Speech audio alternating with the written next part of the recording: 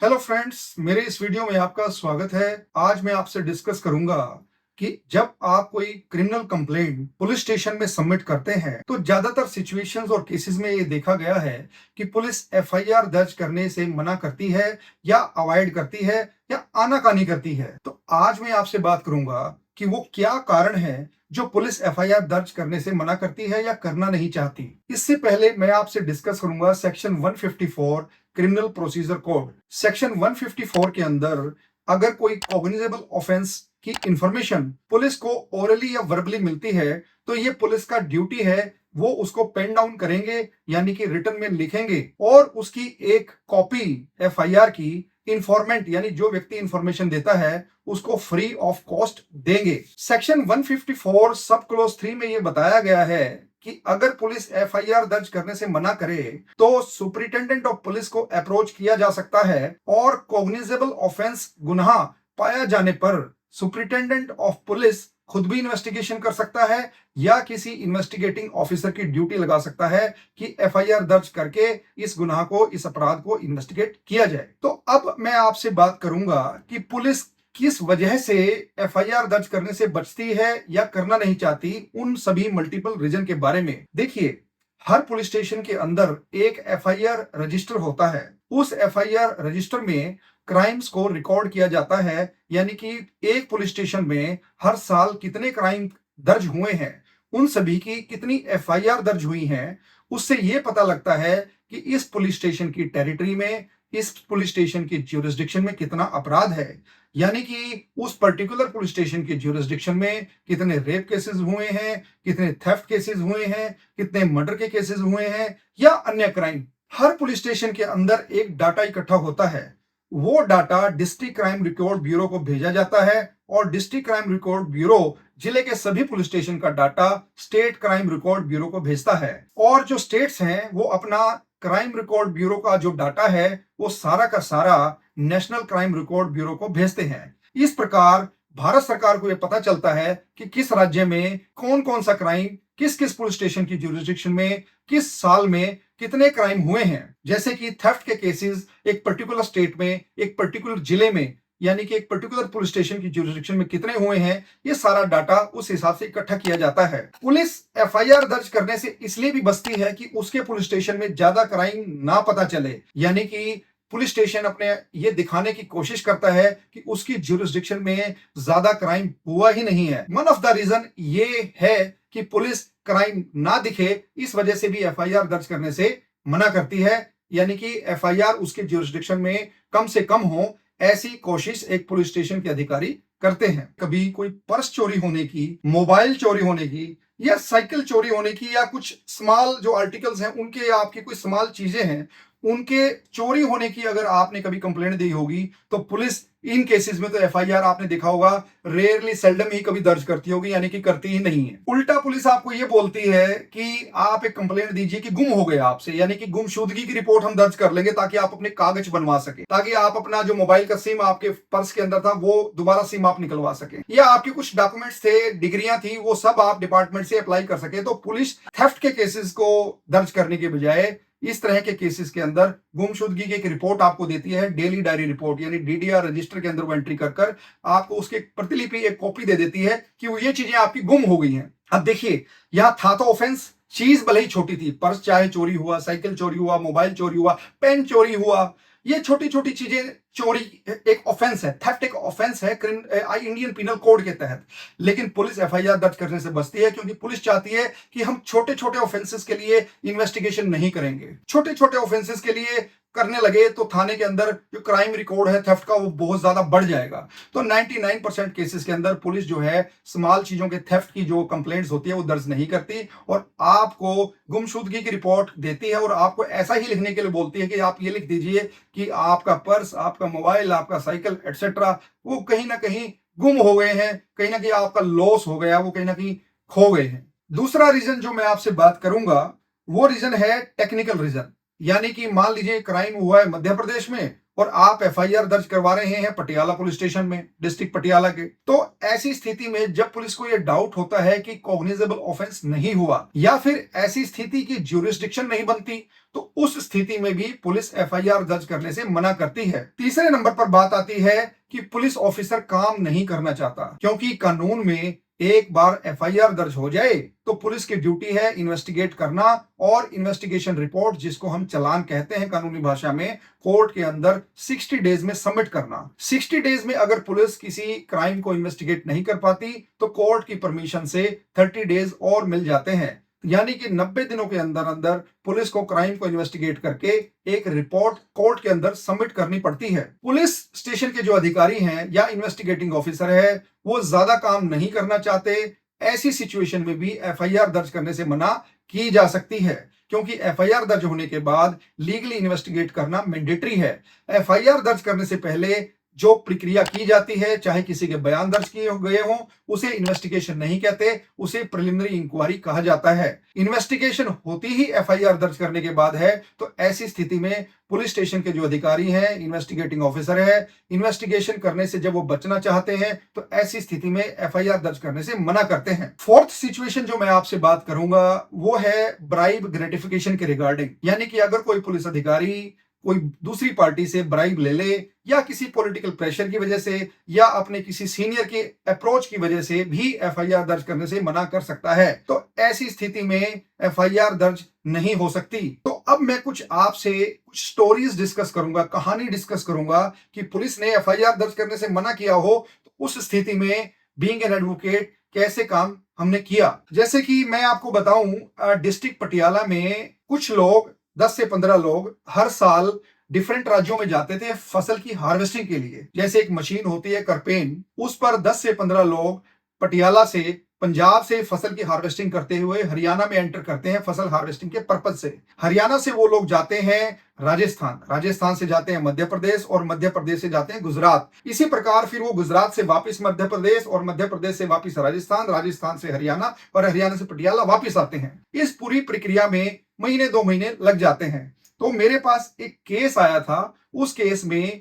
जब ये करपेन लेके ये पटियाला के 10 से 15 लोग फसल हार्वेस्टिंग के लिए मध्य प्रदेश पहुंचे तो वहां इनमें कुछ विवाद हुआ और उस विवाद में या शाम को जब ये लोग नशा करने के लिए कहीं बैठे तो झगड़े में किसी एक व्यक्ति का मर्डर हो जाता है। अब जब ये मर्डर हो जाता है तो उसकी डेड बॉडी को वहां पे वो लोग कहीं ना कहीं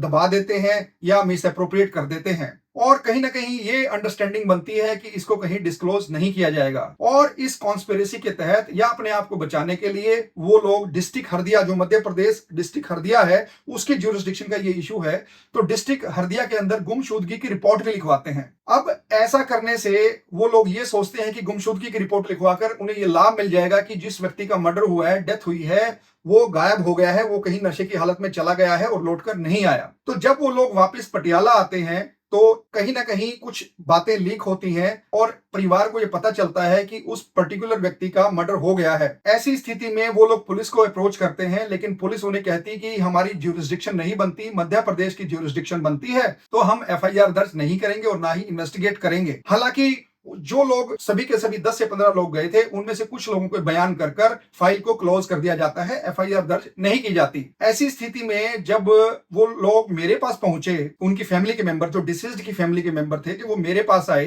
तो मैंने हाई कोर्ट में एक रिट पिटीशन तैयार की और मैंने आर्ग्यू किया कि जो पटियाला से जब ये लोग चले तो कॉन्स्पिरेसी की, उसका हमें मर्डर करना है, ये जो इंटेंशन है, ये जो प्लानिंग है, ये जो प्रिपरेशन है किसी भी क्राइम को करने के लिए, जो एसेंशियल इंग्रेडिएंट्स हैं, जैसे कि प्लानिंग होनी चाहिए, एग्जीक्यूट कैसे करना है, वेपन क्या होंगे, वो सारी की सारी जो एक प्लानिंग होती है वो पटियाला में हुई। यानी कि जो कॉन्स्पिरेसी है, षड्यंत्र है, वो पटियाला में हुआ और ये जो कॉन्स्पिरेसी थी ये चलती चली गई। ये पटियाला के बाद जैसे जैसे वो लोग हरियाणा में गए, कॉन्स्पिरेसी कैरी फॉरवर्ड होती चली गई। लेकिन इस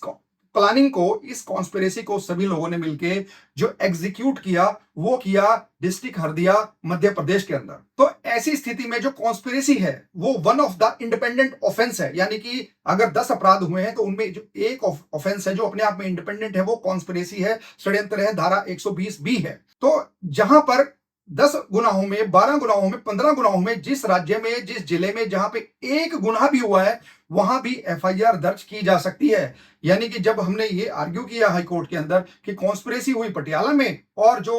इंप्लीमेंटेशन हुआ उस कॉन्स्पिरेसी का यानी ऑफेंस जो कमिट हुआ वो मध्य प्रदेश में हुआ, ऐसी स्थिति में पटियाला में भी एफआईआर दर्ज हो सकती है। डिस्ट्रिक्ट पटियाला की पुलिस भी इन्वेस्टिगेट कर सकती है। तो हाई कोर्ट ने उस केस में डायरेक्शंस दी कि पटियाला जो पुलिस है, पर्टिकुलर पुलिस स्टेशन है, वो एफआईआर दर्ज करेगा और आईपीएस रैंक का अधिकारी जिसका ट्रैक रिकॉर्ड अच्छा है वो इस केस को इन्वेस्टिगेट करेगा और जो डिस्ट्रिक्ट हरदिया मध्य प्रदेश के अंदर जो पुलिस स्टेशन है उसकी जो पुलिस है वो पंजाब पुलिस को असिस्ट करेगी, हेल्प करेगी। तो ये जो मैंने आपसे रीजन डिस्कस किया एफआईआर ना करने का, ये एक टेक्निकल रीजन था। इसके अलावा भी अगर हम और बातें करें, जैसे कि इन्वेस्टिगेशन एक टीडियस जॉब है, इन्वेस्टिगेशन करना, सीज करना,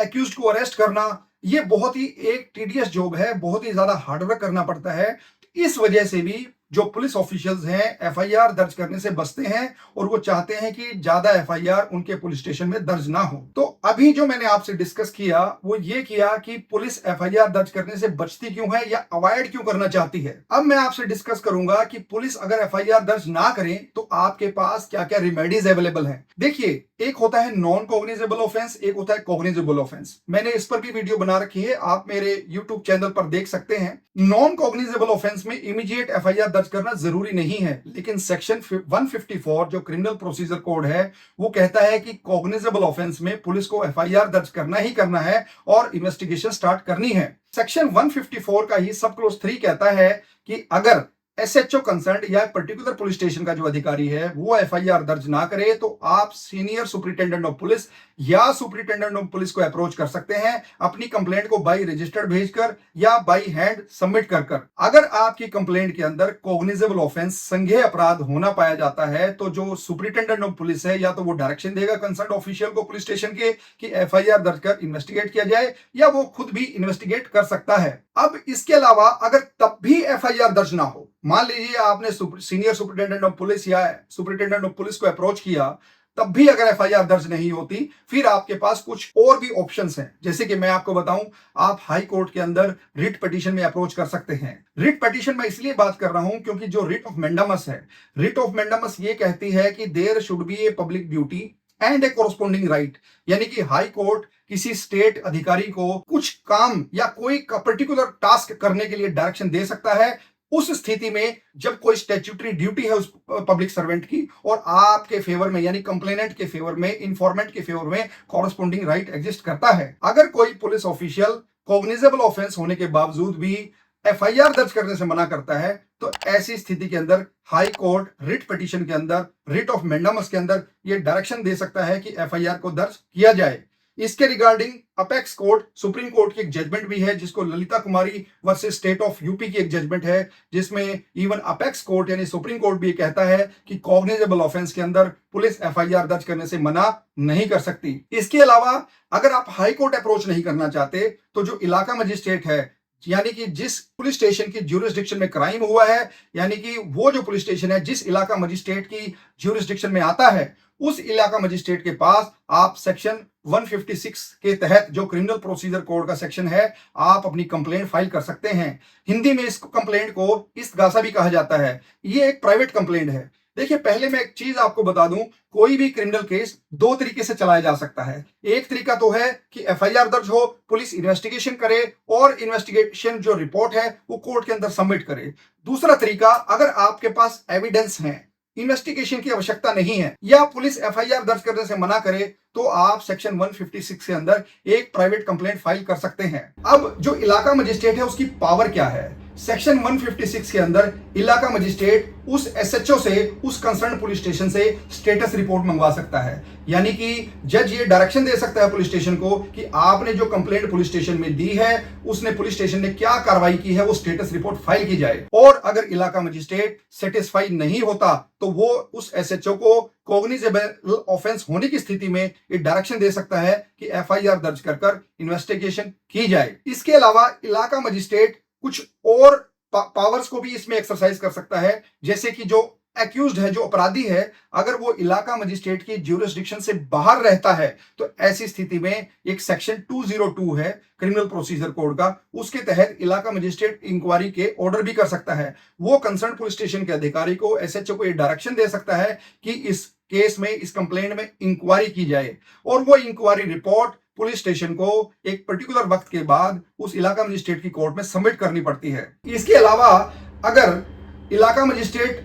को लगता है कि एफआईआर की डायरेक्शन करने की जरूरत नहीं है, तो ऐसी स्थिति में वो जो सेक्शन 156 की कंप्लेंट है उसको as a private complaint under section 190 या 200 सीआरपीसी भी जो इलाका मजिस्ट्रेट है कंसीडर कर सकता है। ऐसा करने पर जो इलाका मजिस्ट्रेट है, जब उसको प्राइवेट कंप्लेंट ट्रीट करेगा और एफआईआर करने की डायरेक्शन नहीं देगा, तो ऐसी स्थिति में जो कंप्लेनेंट है, जो इन्फॉर्मेंट है, जिसने कोर्ट को अप्रोच किया है, इलाका मजिस्ट्रेट उसको कहेगा कि आप अपने प्रिलिमिनरी एविडेंस दर्ज करवाएं, यानी कि आप अपने बयान दर्ज करवाएं और जो गवाह आप ला सकते हैं वो लेकर आइए। ये जो प्रिलिमिनरी एविडेंस है, ये होने के बाद इलाका मजिस्ट्रेट अगर सेटिस्फाई हो जाता है तो वो समन इशू करता है एक्यूज्ड को, अपोजिट पार्टी को। एक बार समन हो जाए तो जो अपोजिट पार्टी है, ऑफेंस अगर बेलेबल है तो उसे बेल लेने की जरूरत नहीं है, अगर ऑफेंस नॉन बेलेबल है तो उसे कोर्ट से बेल लेना पड़ता है। तो इस तरीके से जो प्राइवेट केस भी चलाया जा सकता है, क्रिमिनल केस, यानी कि क्रिमिनल केस को एफआईआर के दर्ज जरिए भी चलाया जा सकता है और बिना एफआईआर के जरिए एज ए प्राइवेट तौर पर, प्राइवेट कंप्लेंट के तौर पर भी चलाया जा सकता है। जब पुलिस के थ्रू केस चलाया जाएगा तो कोर्ट में जब पुलिस इन्वेस्टिगेटिंग रिपोर्ट सबमिट करेगी तो आपको सरकारी वकील मिलेगा, यानी कि आपको वकील करने की जरूरत नहीं है। आपकी तरफ से सरकारी वकील दलीलें देगा और केस को लड़ेगा अपराधी के खिलाफ। लेकिन अगर आप प्राइवेट केस चलाते हैं बिना पुलिस के, सेक्शन 156 की कंप्लेंट देकर या सेक्शन 190 या 200 क्रिमिनल प्रोसीजर के तहत, तो आपको अपना प्राइवेट वकील करना पड़ेगा, केस को प्राइवेटली चलाना पड़ेगा। लेकिन मैं आपको एक चीज बता दूं, ये जो प्राइवेट केस होता है इसकी थोड़ी सी स्टेजेस लंबी हैं, लेकिन एक वक्त आने के बाद एक स्टेज ऐसी आती है जब एफआईआर केस और प्राइवेट केस दोनों सिमिलर सिचुएशन पे पहुंच जाते हैं। यानी कि एक स्थिति ऐसी आती है जहां पर अपराधी के खिलाफ चार्ज फ्रेम किए जाते हैं। एक बार चार्ज फ्रेम हो जाए तो एफआईआर केस और प्राइवेट केस दोनों एक ही पोजीशन पर पहुंच जाते हैं और दोनों ही स्टेट केस बन जाते हैं। आई थिंक ये जो मैंने आपको जानकारी दी कि पुलिस एफआईआर करने से क्यों बचती है, एफआईआर दर्ज करने से क्यों बचती है, और अगर पुलिस एफआईआर दर्ज ना करें तो आपके पास क्या क्या रेमेडीज अवेलेबल है कानून के तहत अपराधी के खिलाफ प्रोसीड करने की या एफआईआर दर्ज कराने की। आई थिंक ये जो जानकारी मैंने दी आपको ये पसंद आई होगी, समझ आई होगी। Thank you.